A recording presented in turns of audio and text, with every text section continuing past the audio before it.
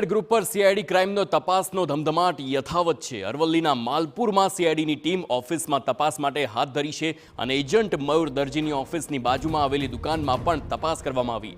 નાણાકીય વ્યવહાર અંગેના દસ્તાવેજો અંગે તપાસ કરવામાં આવી છે। બીઝેડ ગ્રુપમાં રૂપિયાનું રોકાણ કરનાર લોકોની યાદી બનાવી રોકાણકારોના નિવેદન લેવામાં આવ્યા છે। 15થી વધુ રોકાણકારોના નિવેદન નોંધવામાં આવ્યા છે। સીઆઈડીની ટીમની સતત તપાસથી એજન્ટોમાં ફફડાટ વ્યાપ્યો છે।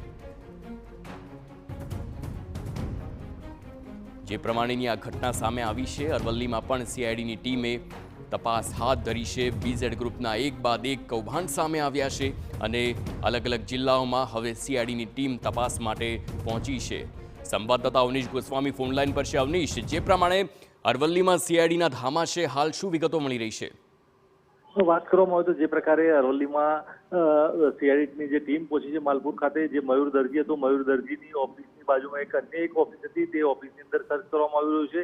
જે પ્રકારે એક આશંકા હતી કે તેણે ક્યાંક દસ્તાવેજો જે છે તે છુપાવ્યા હોઈ શકે અને તેની અંદર મોટી એન્ટ્રીઓ પણ હોઈ શકે, કેટલાક મહત્વના દસ્તાવેજ હોઈ શકે। આ તમામ બાબતોને લઈને તેની ઓફિસની બાજુમાં જ રહેલી આ ઓફિસની અંદર સર્ચ હાથ ધરવામાં આવ્યું છે કે કોઈ પણ પ્રકારે કોઈ સંદિગ્ધ વસ્તુઓ કે કોઈ પણ પ્રકારના લેપટોપ કે અન્ય ઉપકરણો કે પછી દસ્તાવેજો હાથ લાગી શકે છે, એ આશંકાએ તેની અંદર તપાસ હાથ ધરવામાં આવી છે। આ ઉપરાંત માલપુરમાં જ્યાં પણ અન્ય જે સ્થળો જે શંકાસ્પદ હોઈ શકે છે તે દિશામાં પણ તપાસ શરૂ કરી છે અને જો કોઈ આવા સ્થળ હાથ લાગશે તો ત્યાં પણ તપાસ હાથ કરી શકે તેવી શક્યતાઓ જણાઈ રહી છે।